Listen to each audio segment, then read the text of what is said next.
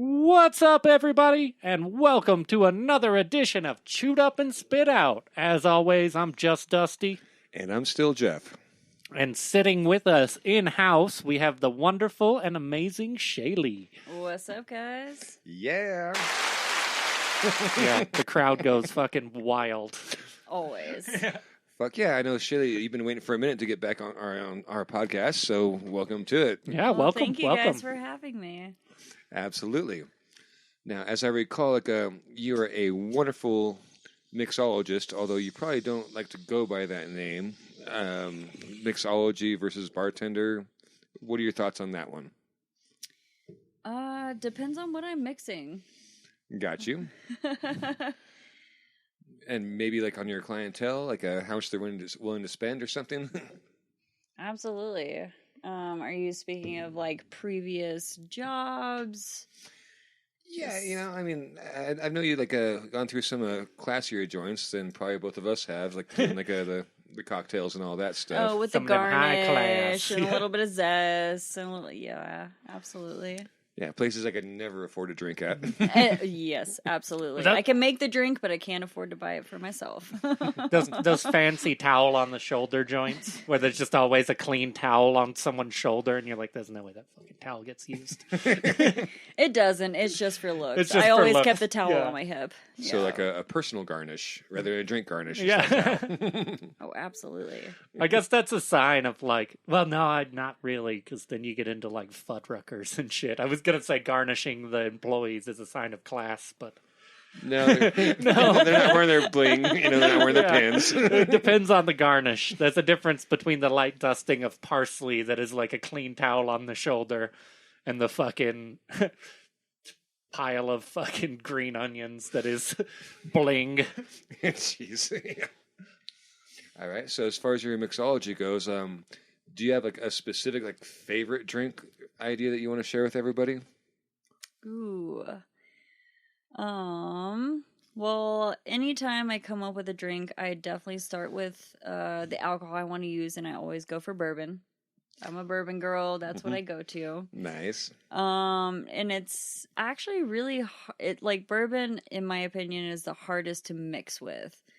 Tequila, gin, and vodka, those are so light. And then you get to bourbon, and it's heavy, and there's flavor that you actually want to keep in that drink. So bourbon's it's more often one of those that you just drink. Not many people are like, just give me a glass of vodka. Absolutely, yeah. Do you ever notice that? When you go out to bars, it seems like whiskey or bourbon is the only thing you ever see people order alone. Yeah, straight up. Everything else is always mixed with something, or you got to have a little bit of lime, or a little bit of ginger ale, or something like that. But whiskey and bourbon, it's just straight up. I'll have a glass of gin. Neat. What? Are you torturing yourself? Had a bad day. What did you do to deserve that? Right? But the one thing I did come up with one time was, so it was a whiskey-based drink, and I mixed in honey, black pepper, and a little bit of lemon, and then there's some other really, really small amounts of random stuff, but those were the main ingredients. It was just honey, lemon, pepper, and bourbon. So it's almost like a hot toddy. When you're making a hot toddy, my advice is to use bourbon, because that's what's what's gonna kick it out. That's what's legit. Yeah. Anytime people are sick, the first thing I tell them is drink whiskey. Yeah, well, that's always what I was taught. Is it's the honeys for the throat. Yeah. The hot is for the congestion, and the whiskey is the medicine. Yeah, and then the nice. lemon as well, which helps with hydration and with your digestive system as well. Righto. So those mixed together makes the perfect hot toddy when you're sick. Or, for someone like me, when they're sick, I just straight drink whiskey without anything. Just a bottle of whiskey. The whiskey just takes care of it all. Righto. I was thinking, lemon seems almost a little bit citrusy. Jim Beam honey. I would probably like aim for orange myself, like fresh squeezed orange juice rather than like a fresh squeezed lemon. Yes, that is the other thing. I do love using orange in my drinks. I do prefer orange over lemon, but it definitely depends on like what other flavor profiles you're going for. But orange with bourbon is actually really well. Yeah, I've had that one before, and I thought it paired up very nicely. That makes sense. Orange bourbon. And speaking of drinking to prevent sickness, I have a recipe that's probably not the very best. People take this as you will. However, sometimes when I feel like I'm starting to get that the little funk going on, and I'm starting to get sick, I'm like, no, I can't be sick. I don't want to be sick. And so what I'll do is I'll get a pint of Jägermeister and a bottle of NyQuil, and I'll take a shot of each every hour. And basically what that will do is it'll elevate the blood temperature to make an artificial fever. And when you elevate the blood temperature to make an artificial fever, it knocks out any potential fever you might have. But kids out there, don't do this. I typically just go with ecstasy and Adderall. It'll kick the cold right out. 8 hours of dancing later, you forgot that you're sick. There you go. And your we test all is heal done. in different ways. Absolutely. That's a fact. God. Yeah. So yeah, let's keep this out of the kids' ears. I mean, I could totally see that one though. Someone just watching you do a shot of Jaeger and then a shot of NyQuil and just looking at you like, bro, what's up? Like, are you trying to party? Like, no, I'm sick. Me too. Hit that. I didn't know we were hitting the scissor. Yeah, I think that's why Netflix was invented for days like that. Yeah. Oh, man. And the kids these days, fucking kids these days don't know how easy they got it with Netflix. No joke. Yeah, you can binge watch whatever you want when you're sick. Like, no, my kid gets sick. I'm making the motherfucker watch daytime TV. He gets 3 channels. I'll even be like, I'll fire up Netflix. You can choose between The Price is Right, Days of Our Lives, or the goddamn 11 o'clock news. I'm not even going to get you the 6 o'clock or the 9 o'clock. I'm getting you the C squad of local news. The fucking 11 o'clock news breakdown. I hope you like Dr. Phil. Yeah, I hope you like Dr. Phil. Oh, man. Dr. Phil is just like a PG-13 Jerry Springer, I feel like. Yeah. I can kind of see that, Although, don't judge the man by his suit. He can throw down if he has to. I want to see him in one of those geriatric old dude fights that they're throwing in the UFC. Let's do it. Fuck it. Where's Jerry? Jerry, come out. Jerry Springer. Versus Dr. Phil? Versus Dr. Phil. UFC arena. Dana White. There's money to be made. Put him on Fight Island and make him fight to the death. There we go. Moral combat with psychology and stupidity. With psychology. See, your problem here is you're always going in to shoot for the takedown. You need to stop thinking about getting me on the ground and start thinking about how to better live your life.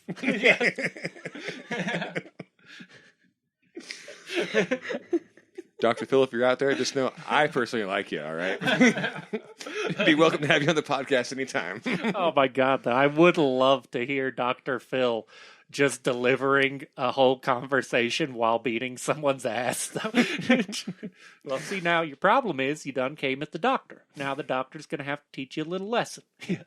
Well, if you didn't have daddy issues, here's some. Yeah. I'm pretty sure it happens off camera. Off camera, he's just whooping ass. He just tears off his shirt and he's just chiseled underneath. Oh, well, all right there. Now we're going to have to go ahead and turn this into a physical As altercation. soon as that camera shuts off, you have no idea what's going on backstage. That's true. I guarantee you he has a luchador mask for this whole thing, too. El Doctor. That's probably why he got bald, because he kept on putting on the luchador mask. Luchador mask will make you bald. Oh, there. Good times I always there. imagine myself being on Dr. Phil when I was a little bit younger, just because I was so fucked up and I was just waiting for it to happen. Yeah, One of these days, I'm going to get the call. One of these days, I'm going to be so fucked up I become famous.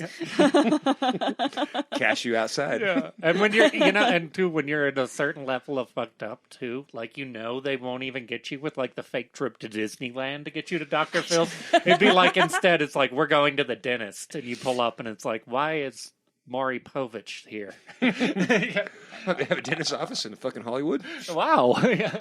Hey, this is a studio. This is a studio. Are we going to be in a studio audience? Oh. What was it? I saw Bam Margera on there, like, not too long ago, like 2 years. He got so fucked up he ended up on Dr. Phil. Oh, damn. Well, see, your problem is you keep putting stuff up your butt on TV. You need to stop sticking stuff up your butt on TV. Yeah, don't stick it up your butt. Stick it up your nose instead. Stick it up your nose instead. Great episode for the kids. Great episode, yeah. No, once again, ladies and gentlemen, this is not for the kids. No, not for the children. This is for the big kids. Wu-Tang is for the children. We are not. Heard that. Also, don't play Wu-Tang for your children. God, the disclaimer episode. Yeah, the disclaimer episode. Unless you want to raise a bad motherfucker, don't play Wu-Tang for your babies. If you want a motherfucking hustler, go the Snoop Dogg. Snoop Dogg round. Yeah. Ooh, Snoop Dogg. That's the way to go. For sure. He has like just like that jazzy and a really nice voice as well. Professional hustler. Oh, yeah. He's so smooth. The guy is like melted butter turned into a person. I love butter. Brown butter. You son of a bitch. That's right. We got the soundboard. Let's see how many of these I can rack up tonight. Yeah. How many womps can we rack up? Start the womp counter. Jeff's got one womp. Not every math pun is funny, but there are some. 2 womps. Killing it. Oh, Jesus. Okay, all right, Shay. Like, what do you think about like a small bite, like artisanal food? You know, you like crostinis with goat cheese and maybe like bruschettas and stuff like that. Because I know those are often served in higher, fancier, like mixology places where you pair it with wines or whatever. Just little bites of food, like all night long. Aperitif. Aperitif, for sure. Yeah, small plates. Yeah, exactly. But almost even smaller than a small plate because, you know, we're talking like a single crust. A amuse-bouche. There we go. That's the word I was looking for. Amuse-bouche. I mean, do you think that actually helps facilitate the sales of a $20 glass of wine? You know, if they'd give like a free little, like, or a $3 tasty treat that comes with it? Yeah, you know, like maybe they didn't order it, but you're just like, hey, you know, like check this out. You know, try like the goat cheese and like the fucking spinach with this particular. Oh, are you flavor. talking about the bouchers? The fuckers that just come around with the moose bouches? Yeah. Because that is the closest a fucking restaurant can get to, like, the pestering strippers at a strip club. They're basically the equivalent of just like, Dan, everybody want that? You want a goat cheese? Bite of goat cheese? Like, I'm trying to get my fucking steak on, bro. Get out of my face with that. Bite of food? Moose bouche? I mean, first opinion, first thing I'm going to say is any place you're at, if they're offering something free, take it. But with that being said, those types of snacks, I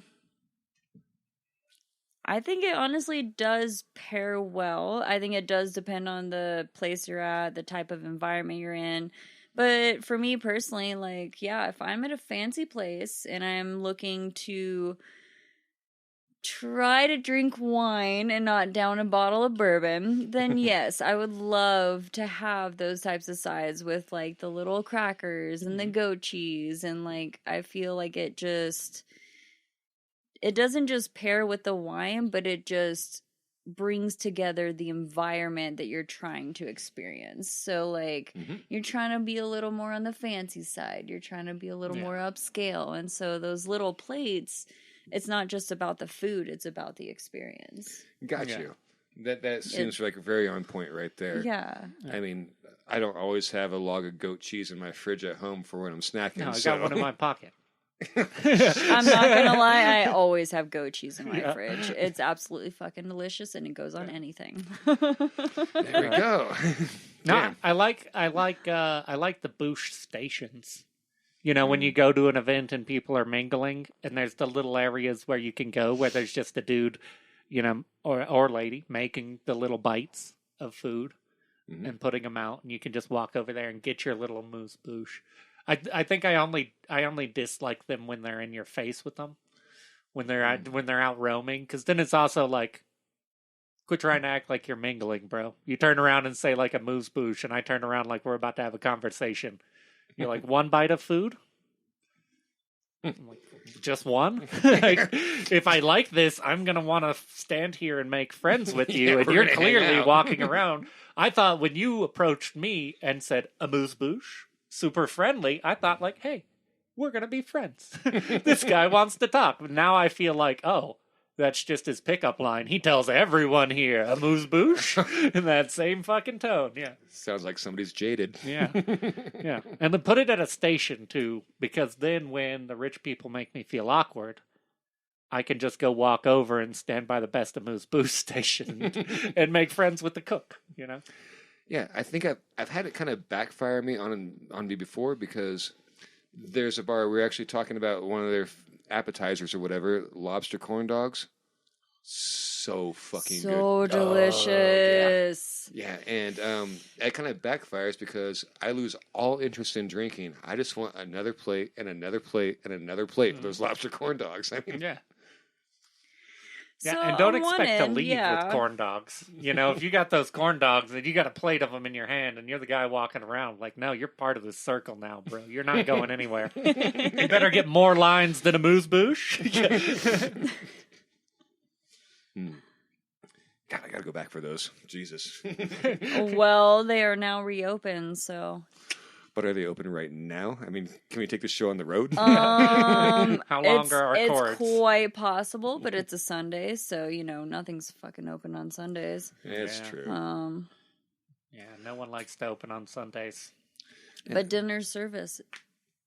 Hey, I'm down, and I will lose all, like, dignity, you know. I won't care how people look at me when I'm just shoving these lobster corn downs down my gullet. Like, I don't care. Like, give me a bib. I don't fucking care. You know? Yeah. That remoulade's going to get messy. That's why sometimes, too, I like to get fancy food to go.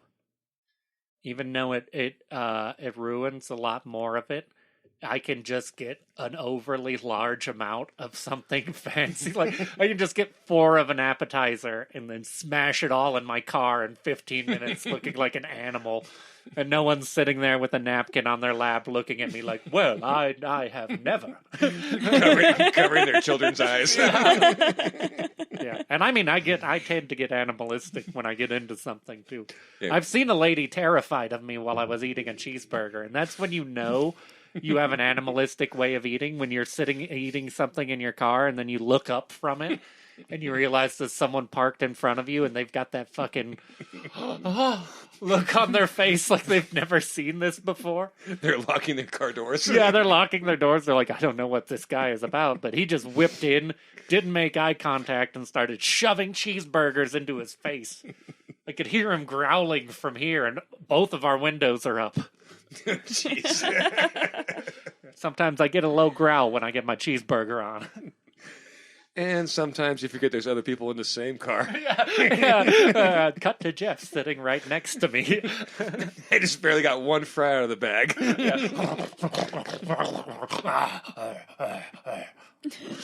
Oh, that's some good food, right, bro? Yeah. You've got some on your fucking forehead. Yeah, that's not a fictional story, guys. It's not a fictional story at all. I have got food on my forehead. Hey, Shay, have you ever gotten food on your forehead? Absolutely. Yes. That's when you know the meal's among really other good. places, definitely. It's, yeah. Wait. It's, yes. I do recall having a buddy who went from Portland to New Orleans on a vacation. And, you know, he was a pretty party-hardy type fellow, so he was drunk when he got to the plane. And obviously, when he got off the plane, he was extremely drunker.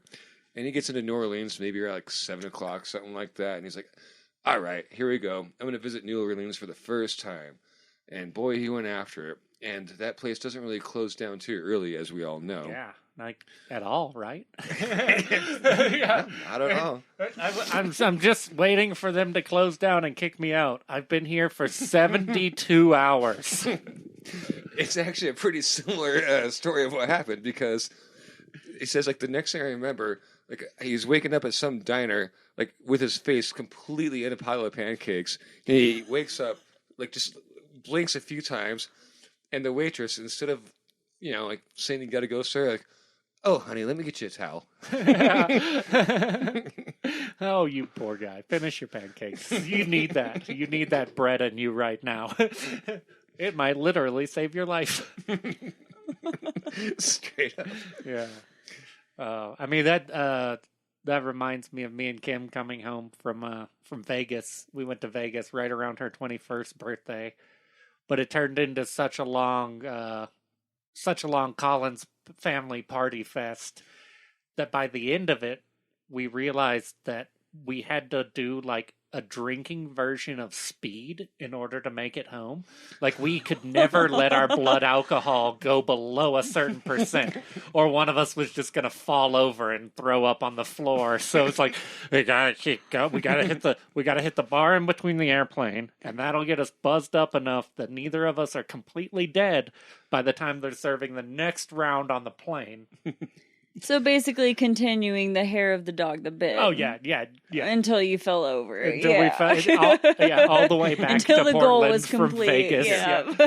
Even like the last airport, getting off in Portland Airport, we're both just like shaky. Like, I got to get a drink at the airport bar before we can take the train home. Yeah. Does the Max have a fucking cocktail lounge? Yeah, exactly. Where's the cocktail lounge on the train? Well, yeah, for medicinal reasons only. You're just trying to keep halfway upright. Yeah, because if you don't want it to end in the airport. That's the worst place to find yourself at that point, where you hit the end of the party and you just pass out with your shoes on. Like the airport is literally the worst place to do that, especially if it's not your local state's airport. Not gonna lie, I've done that before. Yeah. Completely understood. I don't know. I've never slept in an airport because I'm fucking absolutely terrified of riding in planes. I don't mind flying in them, or I don't mind flying them, but I don't like riding in them. Oh yeah, you and Kim are the silliest when it comes to getting him in a plane. And especially over the ocean, especially when we're flying over the ocean. Like, it is an instant like you just hear his hands clench the thing, and it's like, we're just seating. Like, we haven't even started to take out. Like, I need a drink. Like, oh, we haven't even, like, there's people still in line outside. I've already got the cold sweats going on. Cold sweats, yeah. So I lived in an airport for 3 days, actually, one time. No shit. Yeah, it was not planned, I promise. That doesn't sound like the type of thing you plan. But boy, let me tell you, it was quite the adventure. Yeah. I was thinking like you're going like old Julian Assange on this or whatever. Or maybe like fucking Snowden. You're going all Snowden. So there I was, fleeing from the CIA. It would not surprise me at all. No comment.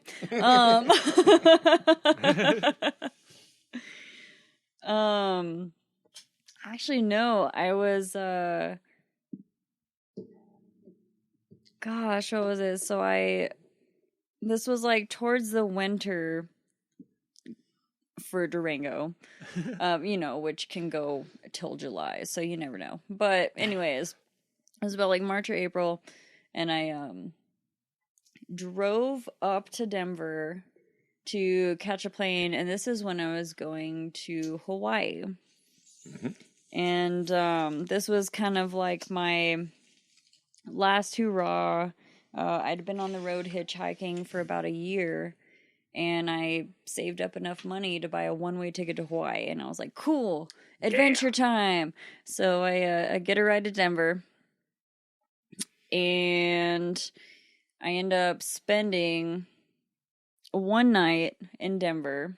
Flights got delayed, weather was crazy, and then plus just, my last name is Murphy, so anything that can go wrong will go wrong. Oh, jeez. Absolutely.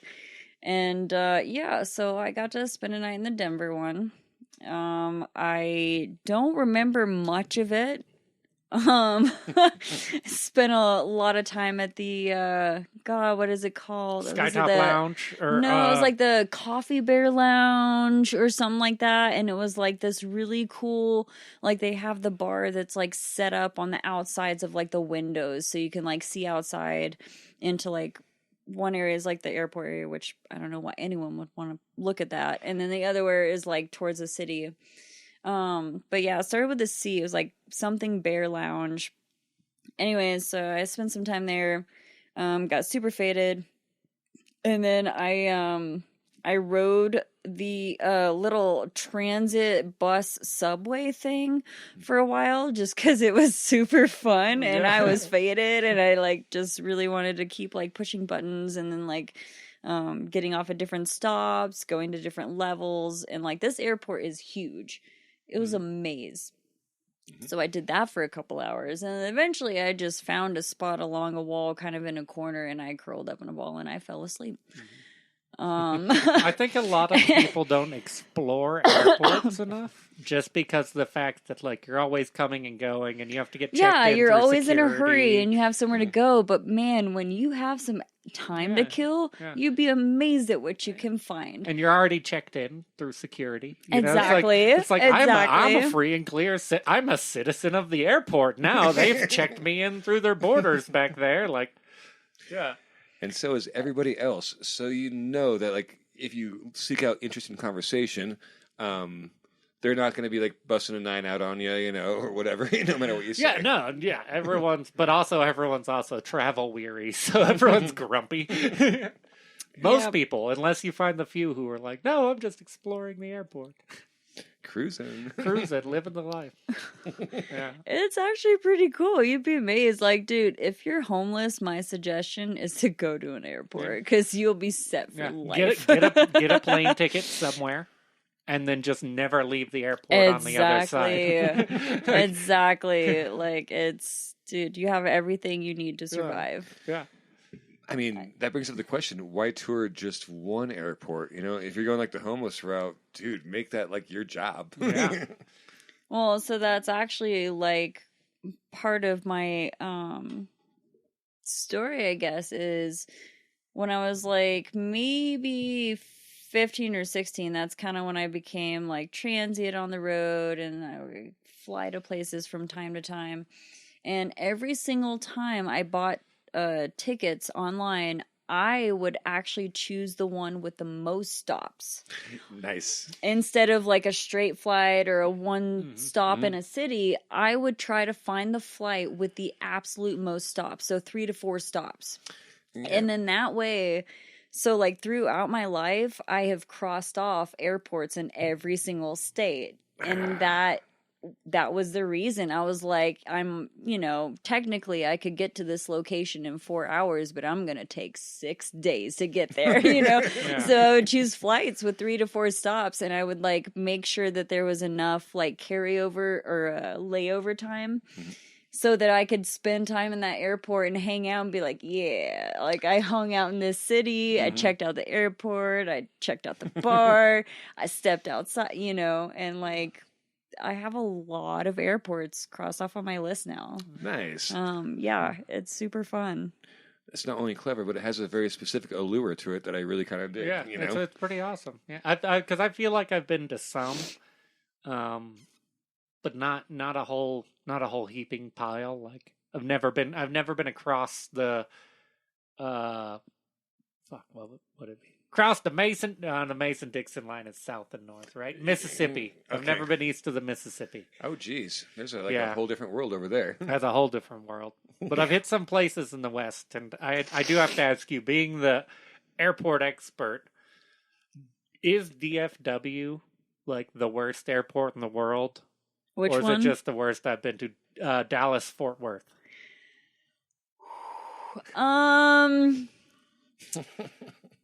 It's not the greatest. Yeah, that thing is. I really hate it. That was like my least favorite airport. I would definitely recommend if you're going to go through that way, just go to Houston. Yeah. Like, yeah, they put you in tubes and you go all over the place. Because Houston wasn't.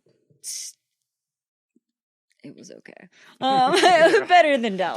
Better than Dallas. It was better than Dallas. Yeah. The one time I flew to Houston, I actually left from the Durango airport, and it was like February or so, and we had about a foot of snow. It was blizzarding sideways when the plane took off from Durango, and then I finally made it to Houston, and I was sweating balls by the time I landed, and it was just like such a weird, like that weather change, like, oh, I left in a blizzard, and now I like can't take all Now my it's clothes off, muggy. like it's, yeah, exactly.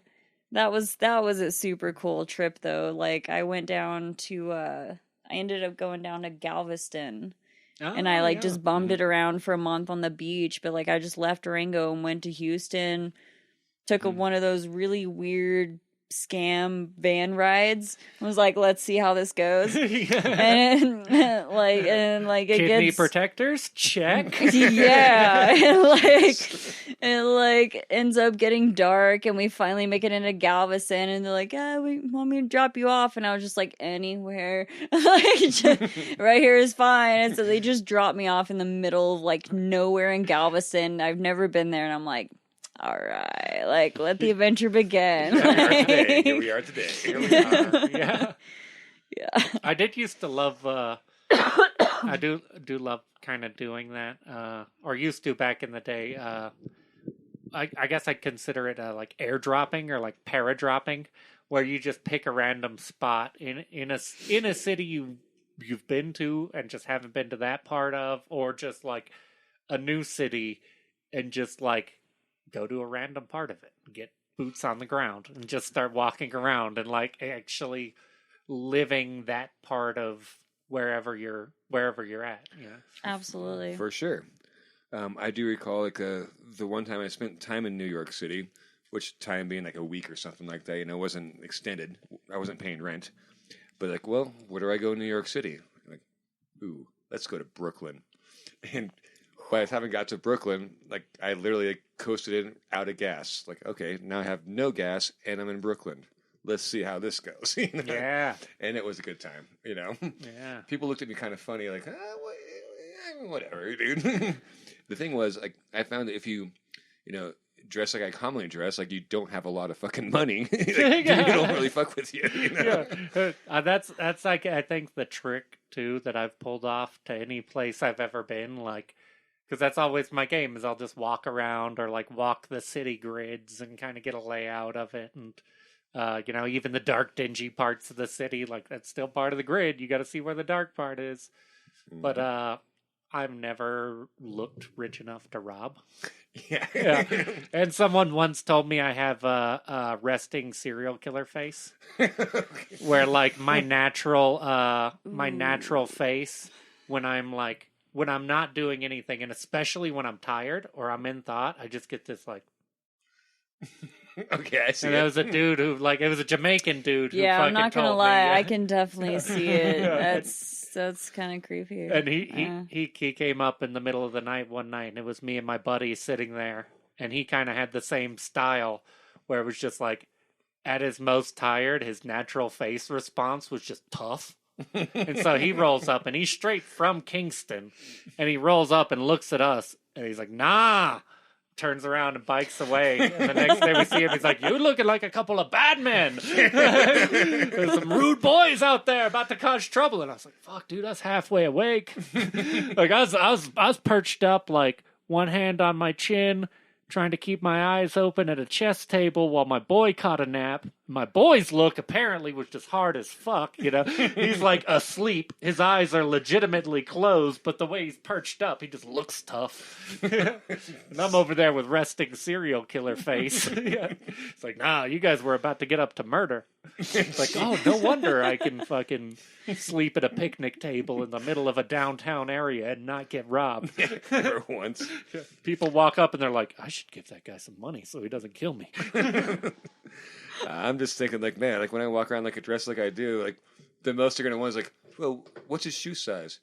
Ah, no, man, there's holes in them. I fucking ain't taking that.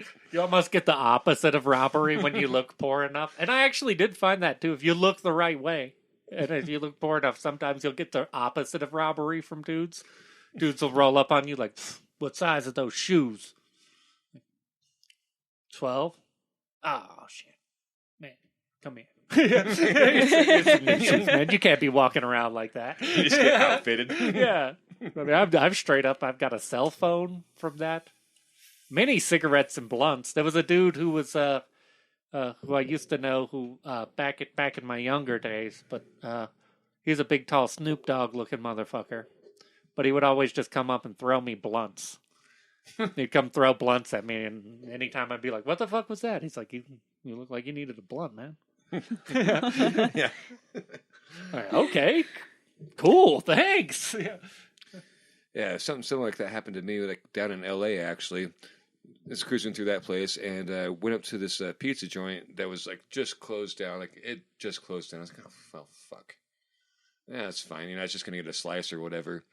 And I'm just still looking at their menu because I was curious, like what I was just missing out on, And this dude like saunters on up to me. He's like, "Yo, you hungry?" I'm like, "Yeah, kind of am." I mean, I'm not like starving, but I was at a pizza place to get a slice, and I'm kind of hungry. Like, oh, goes around like the alley or whatever. Like, let's just sit here. Can you roll a blunt? I'm like, not very well, but I mean, if you've only got one blunt wrapper, I suggest you roll this guy. I suggest it's you. Yeah. So sit down like outside this fucking alley in LA. It isn't on the fucking valley side, so it wasn't like fucking downtowns or whatever's. Smoke a blunt, and eventually like this guy pops out the fucking back alley door like with a pizza, still an apron and all that, just to cook like, yeah, this is what we got extra for tonight, and fucking we shared a pizza and a fucking blunt. Like, hey, made a friend. Yeah, that's awesome. That's awesome. I have totally been on the other side of that. Like a couple of homies coming up with his friend, like, dude, I'll smoke you down if you fucking roll out them old slices.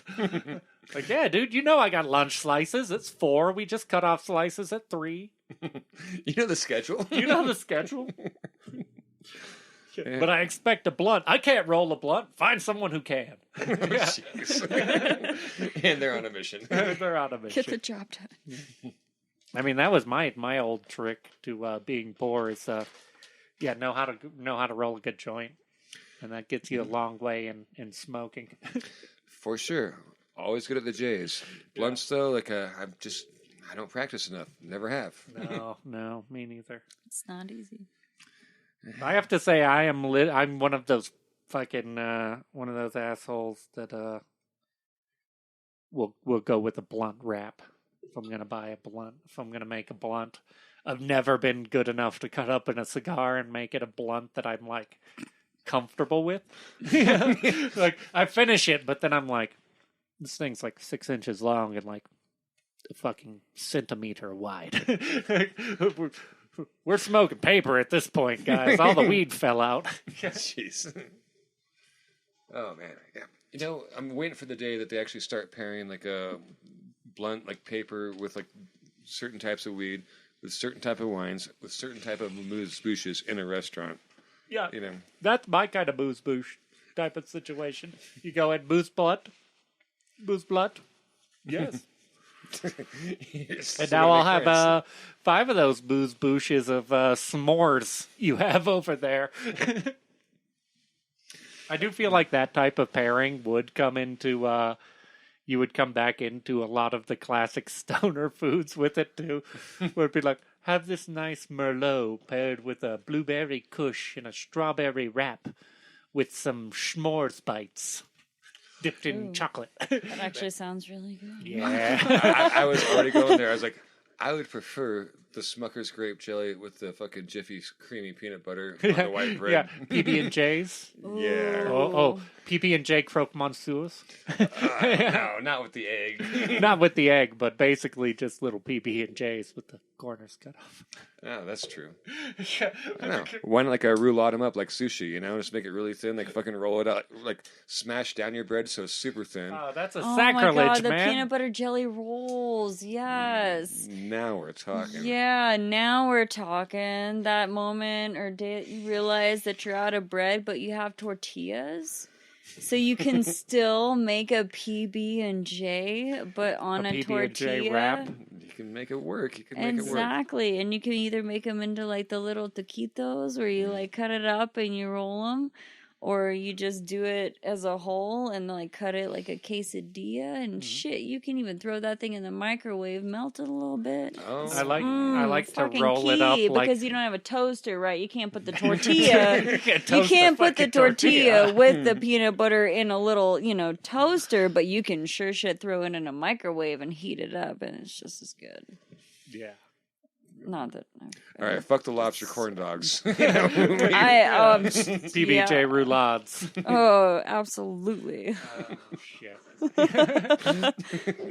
Yeah, I do Poor man's think, food. Yeah, I do think that's the next logical step in legalization. Though it's places opening up. That's the direction I want to see it go, where it becomes as common as commonplace as alcohol. So you can have pairings and fun things like that. And I don't know. I think we could make a really seriously fun roller coaster ride of, maybe we should actually get after this. We should do this. Yeah.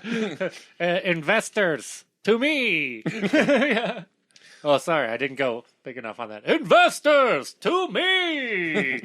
Now they heard you. Now they heard me for sure. Well, it seems like there's a lot of different ideas that are coming out, but it's been a super slow process. So, there's definitely maybe 2 theaters, movie theaters out there where you can, smoke weed, in the theaters, or they have, weed-based restaurants. And, so slowly those ideas are coming into play, but I think, everything kind of got put on hold, and there was definitely some ideas that were coming out. But it's too slow, though. It's let's get this shit rolling. Yeah. Let's have restaurants, movie theaters, everything weed included. Arcades. Why is this not a thing? No, barcade. That's the next logical step is you pair the weed with a munchie and with a game. So it's so you can buy the package. Hey, you get this strain and then this game and this So we're snack. bringing you guys a nice upper sativa, and you got some PB&Js with the corners cut off, and a half hour on this Street Fighter 2 arcade. I was just thinking ordering okay, I feel I'll take the sour diesel with 15 minutes on Double Dragon. I might be back for another 15 minutes. Yeah, exactly. that would be my pairing too, motherfucker. Oh, damn. Definitely the blue crack with salted fries and old school pinball. Oh, yeah. That's a roll right there. That's good. Mm. That's I don't know. I'm thinking a pinball might be more of a dabbing game, though.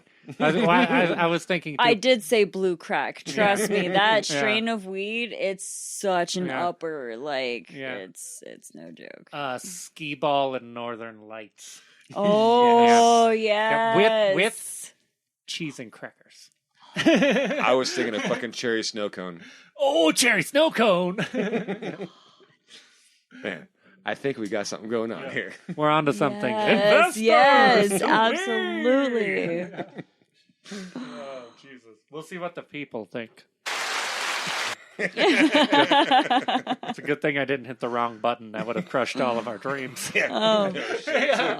We don't need to womp on that one. We don't need to womp into depression. Have you been feeling but you want to feel? Well, then come to our barcade featuring tasty snacks and weed food munchie pairings with games. Done. Yeah. Ooh, man, what would like a bowl of Lucky Charms go with for the video game? Because I'm pretty sure like that old bubblegum strain of fucking pot would pair up with the fucking Lucky Charms. Bubblegum, and I'll hit you with some classic right here. Some classic. Mario Kart, Maui Wowie, and Lucky Charms.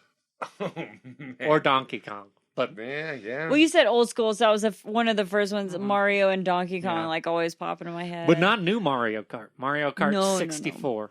There we go.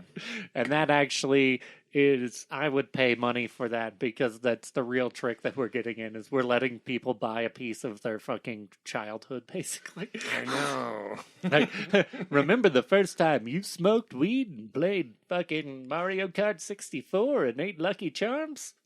Yeah, except then there's going to be those depressing days where you get that certain age range that has no idea what Mario Kart is. Oh, yeah. I mean, we'll have new games, too, you know. Well, that day is going to come. This is how we train the kids. Yeah. You know, it's up to us to like bring them back to, you know. I mean, I've got a cane. Shit. I've got a cane now, so I feel like that makes it easier. Because I can just whap the cane on stuff to get people's attention. Like, hey,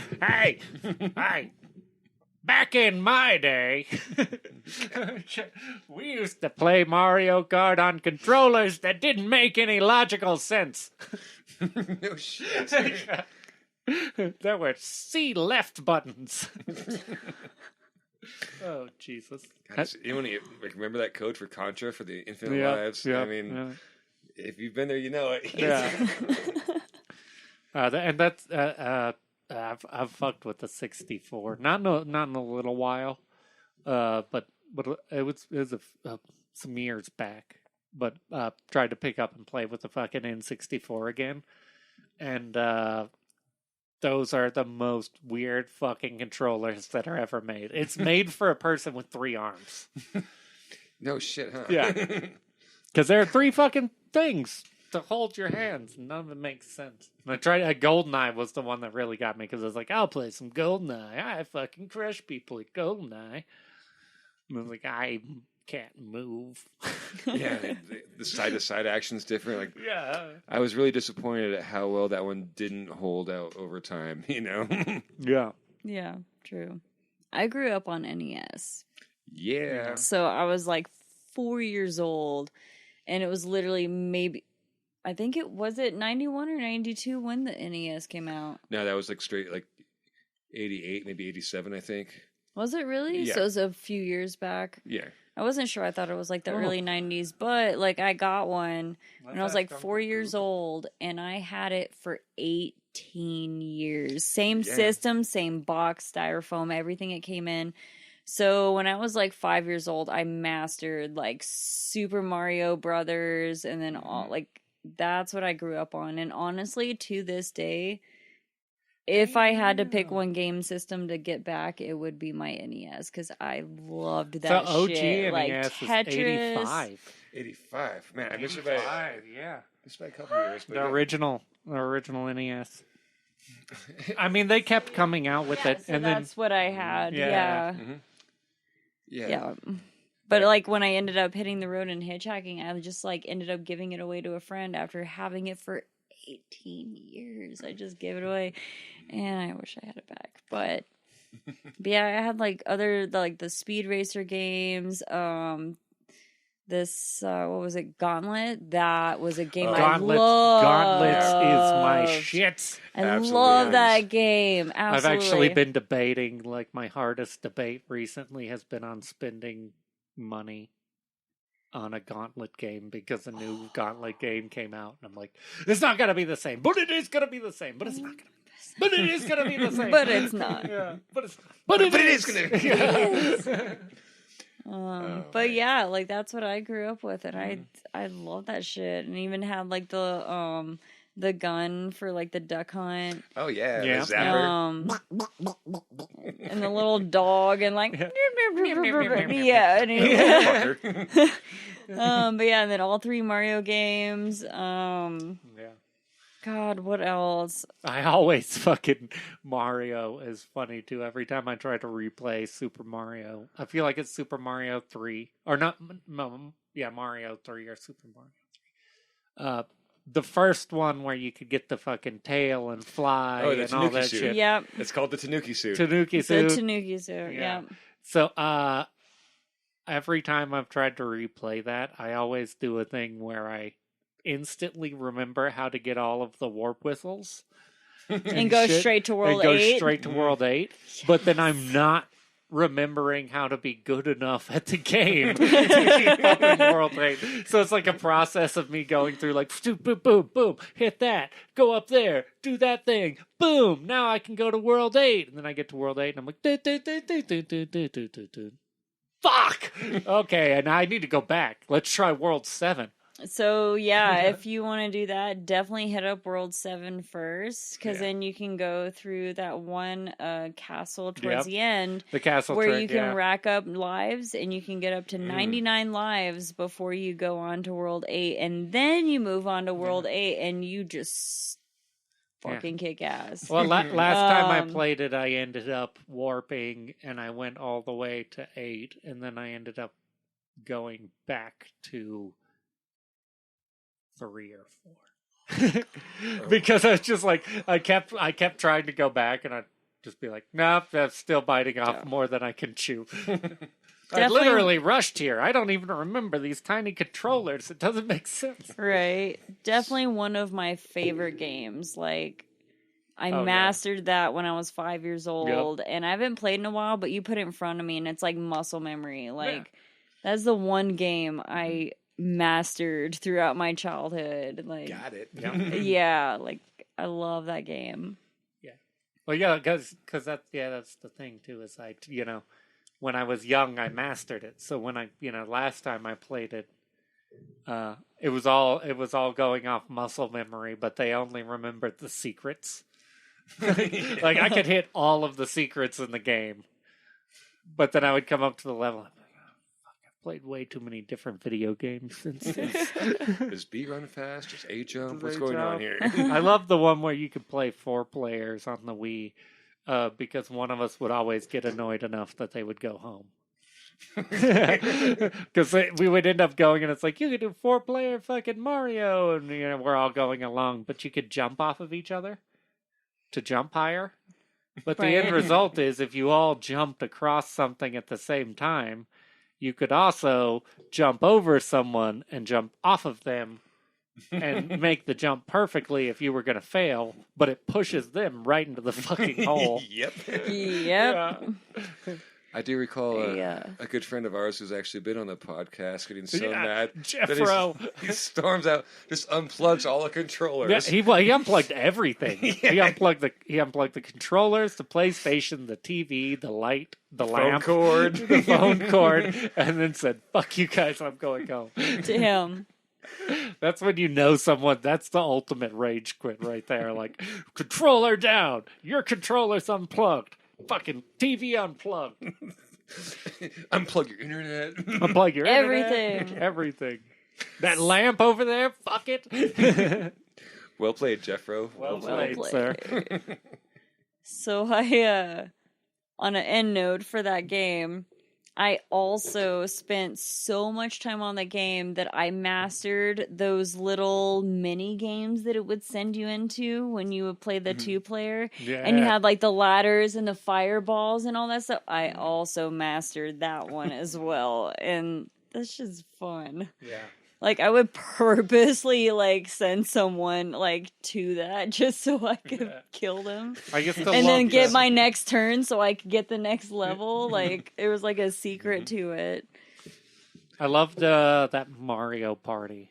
That one was fun for that, too. All the little fucking mini games. Yeah. Yeah, I don't know. Like, I'm thinking back, like, the 2 games, because I can't like just pick one game to keep out of all of it, but the 2 games out of it, I'm a dork. I have to go with Final Fantasy 1 and Zelda, Zelda, that's another one I loved on the NES. I actually have that one. For sure. I mean, it was such a process.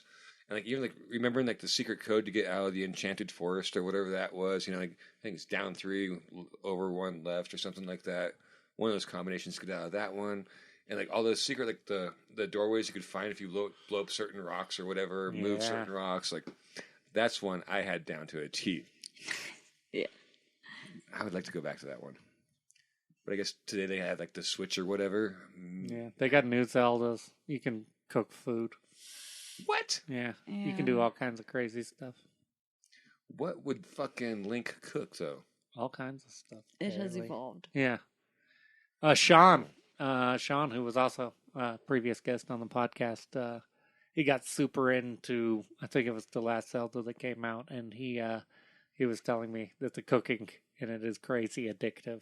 Like the little, because it's a mini game. It's basically just a mini game within the game, and the little cooking mini game is just super addictive. So he's like, I end up cooking all the time. That's awesome. Yeah. Well, I see that the mini games have that enchantment too about them, though. I mean, as you know, like every now and then, like I'll just pick up like a new game, like Far Cry or something like that, and just go fishing. Yeah. Like I'm just down for some virtual fishing for a while. You know? I do think that's funny. And I do think that's the future of like the evolution of technology too. It's like you get home from a hard day of work, you know, like cooking, for example. It's like, oh, that's a long shift. I just want to play my game. You plug on your little VR helmet and all of a sudden you're a fucking little elf and you've got a bow on your back. You're like, cool. Now to go cook for the next 8 hours. Right? It's like if we get to do it digitally or virtually, it's fun. But when we actually have to do it in real lives for ourselves, it's fucking torture. It's a job. It's like, nah, I'm not going to cook food, but let me play this video game where I get to cook. Yeah. Like, what do you do for a living? Oh, I'm an accountant. Oh, well, what are you in the game? I'm a level 37 gnome accountant. Oh, if you want, my character, I'll come over and do your taxes. Jeez. I get a +5 to audits. A new sim world has taken. Yep. That's the next level. Yeah, we'll get there. I'm sure somebody already is somewhere. But the way the people that play video games are, that'd be a horrific world. Like, especially if it's like you're talking like the MMO style where everyone's there, you know, in the same world. Like, oh, that's going to get overcrowded and nasty fast. No shit. You'll be over there like, yep, I'm just a professional elf cook. Why does that guy keep fucking my bread? Every loaf of bread I cook, that guy's just fucking it. That little leprechaun gnome guy, like fucking everything's always a joke. He's just hiding my fucking knife all the time, every different spot you can find it, you know? Yeah.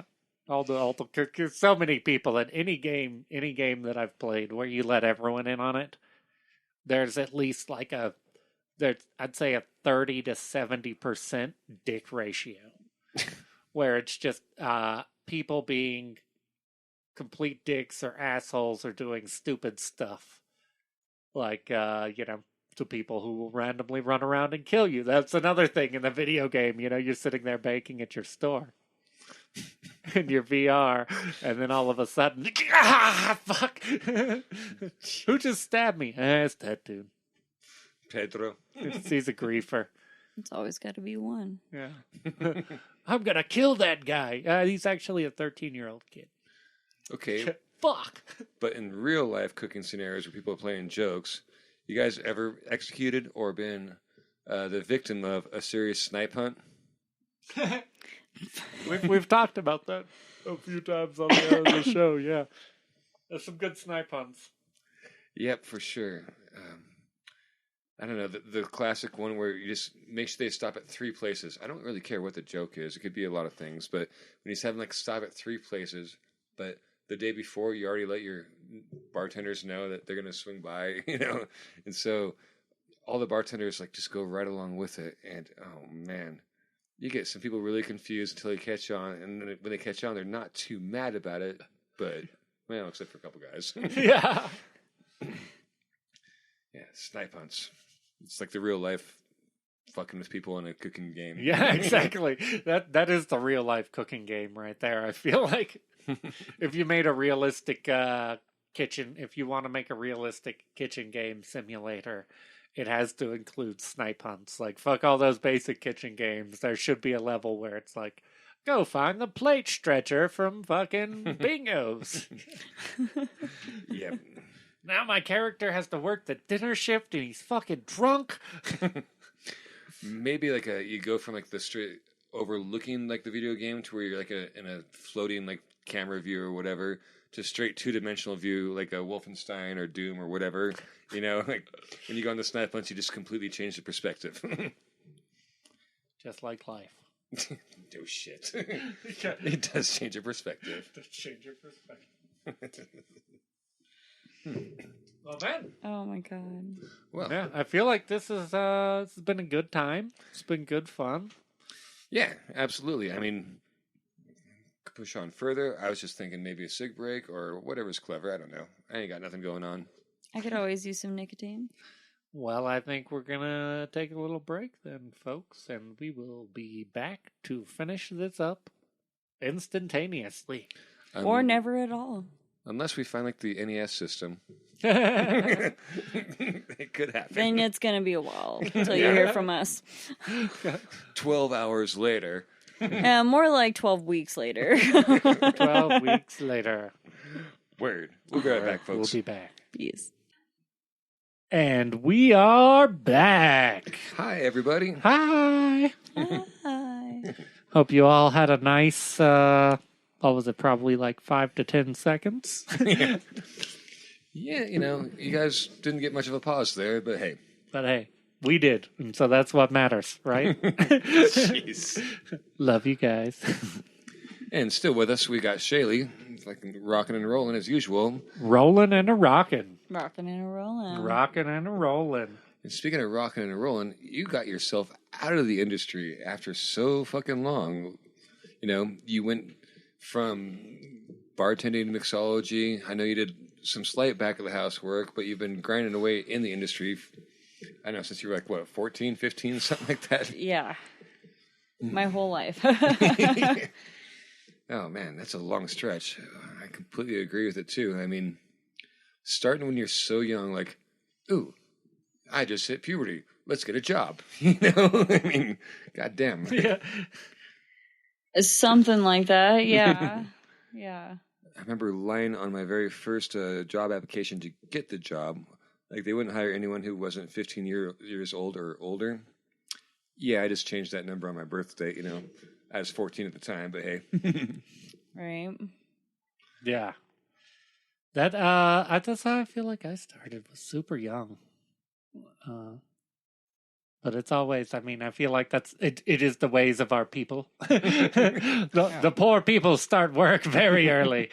For sure, when you realize that it's more lucrative than a lemonade stand or mowing lawns. Yeah. More lucrative than like a newspaper route. Definitely.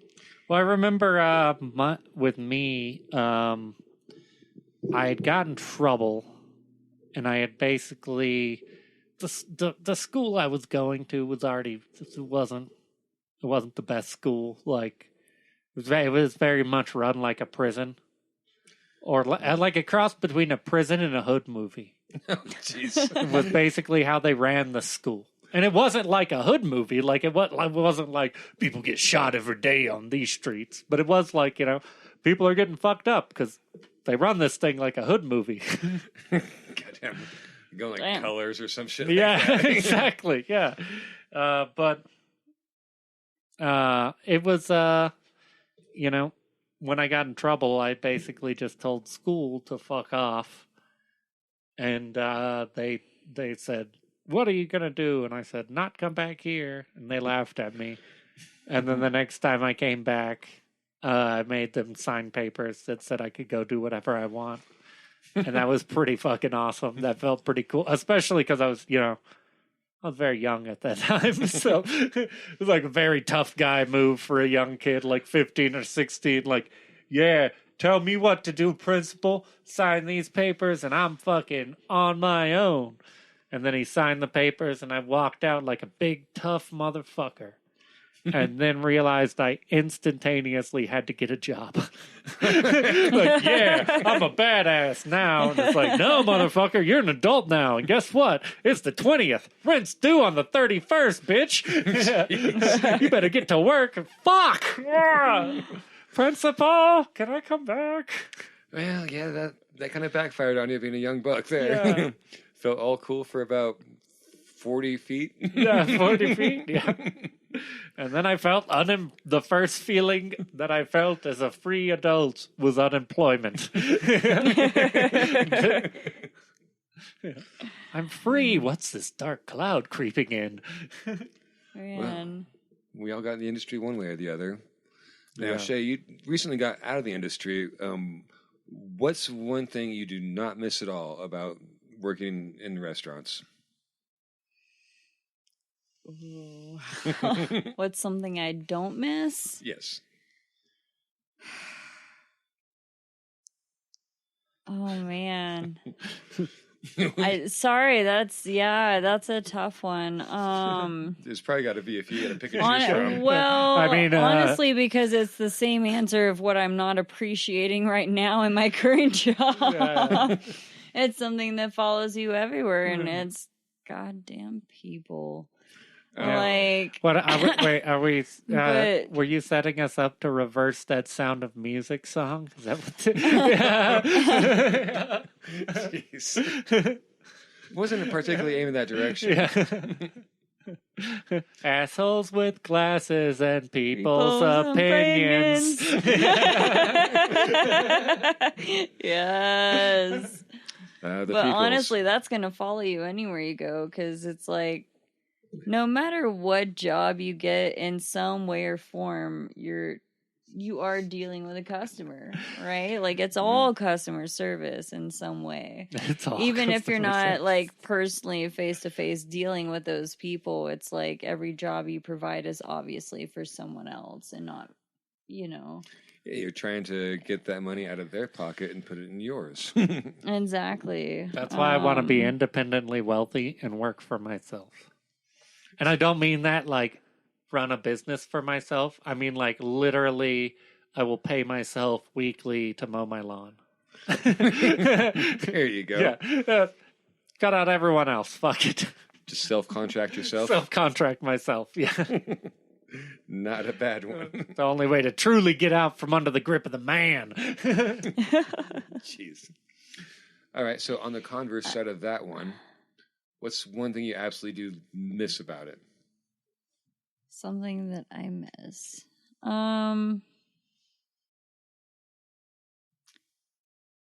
As like a whole, just like what I miss from the restaurant industry, like if one thing that you could have that you had then that you don't have now. The way that you form relationships and conversations with people. Nice. Yeah. So as you said, I've been in the industry for a long time. I got in when I was 14. I just recently left last year, and that was because of everything that happened. Mm-hmm. Restaurants shut down, so I had to move on and find something else. So my whole life has been the restaurant industry. I've done everything from washing dishes to restaurant management. Mm-hmm. My absolute favorite, of course, was bartending. And it was and I waited tables as well, but it wasn't the same as bartending. So bartending was definitely my favorite, and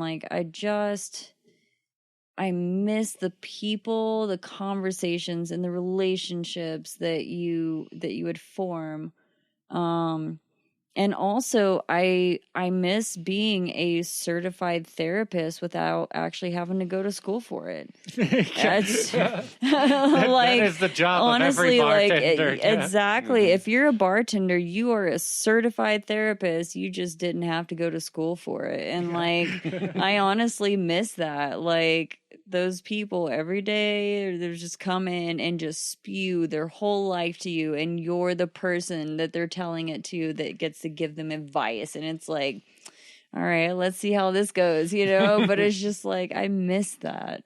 That's what I miss the most about it. Wow. What about cold French fries? Cold French fries? Yeah. I mean, that's usually what I ended up eating, because as a bartender, you never have time to eat. So you order something, and then by the time you can eat, it's cold anyway.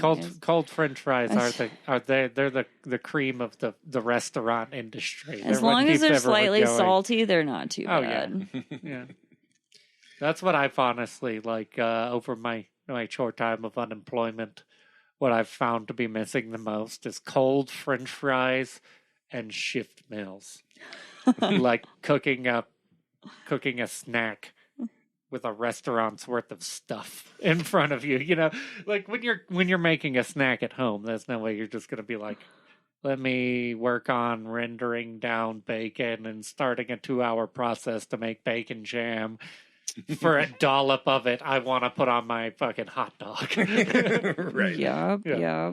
Although that was the best part about working in kitchens. Oh man, you never went hungry. No. Yeah. Neither And should all the ideas and creations you could do behind the scene, like it may never have made it to the table, but it was just so much fun to be in the kitchen and be like, for my shift meal, I'm going to create this and no one's ever going to know, but it's dank. Like, it's just like coming up with, it's like, it is mixology, but it's back of house mixology. You're creating different meals, different flavors, and different food ideas instead of a cocktail. Like, it's.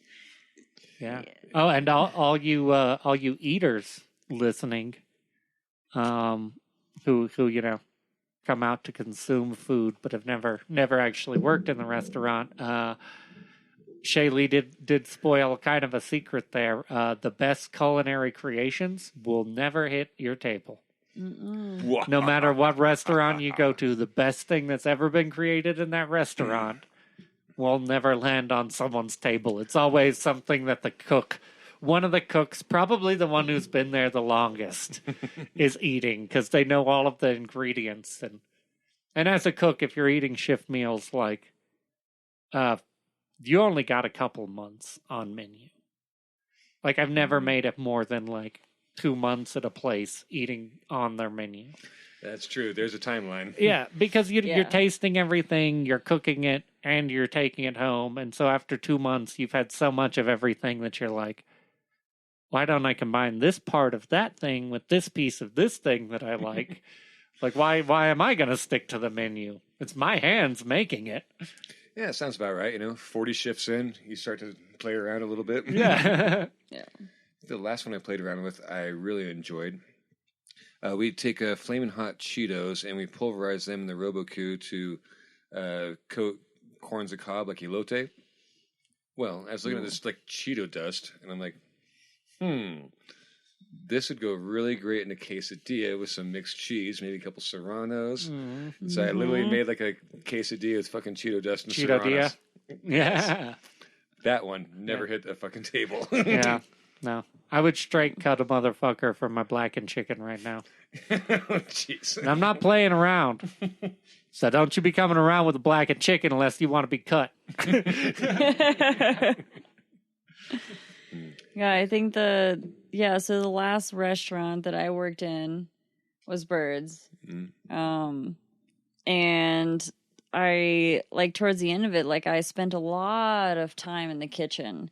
Always helping out the cooks, helping during rushes and stuff like that, covering shifts. And, like, I started doing these opening shifts where we would do, like, a little bit of, like, our breakfast stuff that we had. And anytime it was slow, I would come up with like breakfast sandwiches and stuff like that. And so for my shift meal, I started making these like breakfast sandwiches that, of course, never were, ever will hit the menu. And it was so good to the point where like I had employees ask me to make that for them for their shift meal, even though it wasn't on the menu. Like people would come to me and be like, dude, make me something. And so I would just like come up with something for them. Always and it was just so feeling. much fun. Like, yeah, for sure. I think for all you eaters out there, one of the most biggest compliments you can give a cook who's on the line or whatever is, hey, can you just make me whatever you want, dude? Yeah. Just free But reign. it's hard because I've seen... give them that freedom to like express their ideas and like come up with something. And I think we do need to get cooks on board with taking that as a compliment. Because I have known... there's a lot out there like us, like with me, like if I hear that, I'm going to hook you up. I'm going to fucking peer into your soul and put a piece of your childhood on a goddamn plate in front of you and be like, look at this. It's your grandmother's love. Make you cry while you fucking eat your food. But there's other guys I've known who like they hear that and it's like, oh, make him whatever. Just make up your fucking mind. Like, you get a plain cheeseburger. Like, really? That's your like that's. He just asked you to like show him what your soul looks like, and you're like, "Here's my butthole." Yeah, like, what the fuck, bro? Make something delicious. Make something creative. Express yourself. God damn it! For sure, you know. And NWA said it best.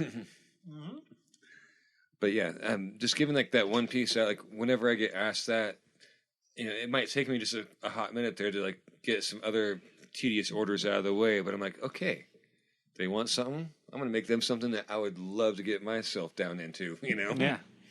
I'd see, I typically, and I feel like that is one of my best skills at cooking is I go the opposite way.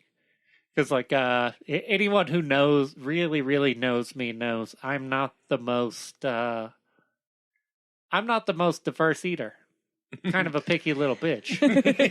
But I know all the things that you like, and I know how to make them in a way that you'll like them more than anything. I don't even have to taste it. I can just look at it and I'll be like, a vegetarian's going to cream their pants over that. Now I'm going to go eat a stick of bacon. So I feel sacrilegious right now. So vicariously, you lived through these moments. Oh, yeah, yeah. And so I love making stuff, and especially like, if there's a vegetarian that I really want to take care of or impress, I love doing that because it's a well-known fact that, like, I'm as far from a fucking vegetarian as you can get. Like, 90% of my vegetables, I eat secondhand vegetarian, which means I eat a creature that has only eaten vegetables. It counts. Yeah. And I possibly wrap it in another creature. So you're not a that's vegetarian, but you eat vegetarian. I eat vegetarians. Yeah. A lot. I consume a lot of vegetarians. And so you prefer them. Yeah. Yeah. I feel like I eat enough red meat that if I ever met a lion in the wilderness, it would just knuckle bump me. Be like, bro, you've taken down some fucking deer. Yeah. But I know how to treat a vegetarian, and I know how to tickle all those vegetable senses. That's true, vicariously. Well, shit, Shaylee, like while you're on here, do you have like any questions you want to ask us? We're open books as well. Jeff, what is good in life? What is the meaning? Why am I here? To make other people happy with this podcast and to improve other people's life every single step you make. Imagine if you're stepping barefooted on the ground soil, you're massaging the earth's back. That's why you're here. Yeah. I'm here to massage the earth. You're massaging the earth. With your feet. With your feet, yeah. Huh. And for the pop culture references out there, 42, to crush your enemies, see them driven before you, and bask in the lamentations of the women. Yes. Yeah! From downtown! You hear the goddamn lamentations, man? I did. No, I just want to say thank you guys for having me. This has been an absolute blast. It was great having you, yeah. I look forward to our next session. Totally. You're an amazing guest. You will be back. I want to hear more stories. For sure. Yeah. Well, I hope so. You had some great ones. Yeah, we got more to talk about for sure. There's always something to talk about. There's always something to talk about. Well, with that, ladies and gents, it's been great having you listen to us all the way to the end. If you did, yeah. If you're still sticking with us, we love you. We've got some merch. We've got T-shirts. Look us up on Facebook if you want that fly Howley Boys gear. It looks pretty sharp if you ask me. Yep, I can't wait till I get my pair of yoga pants. Yep, I know. I need to get those banging ass yoga pants. My booty's gonna look so fat in them. Ooh. Yeah. I will need to put a second booty on top of it though, because maybe like yoga pants Fridays at work. Yoga pants Friday. Yeah. Oh Jesus. All right. Well, peace out, bean sprouts, and don't forget to always remember whatever it is that you forgot. Man, that is profound. Look for that one on an upcoming T-shirt. Yeah, look for that on a T-shirt. That's going to make it to the Howley Boys T-shirt line for sure. All right, peace out, everybody. Love you much. Good night, everybody.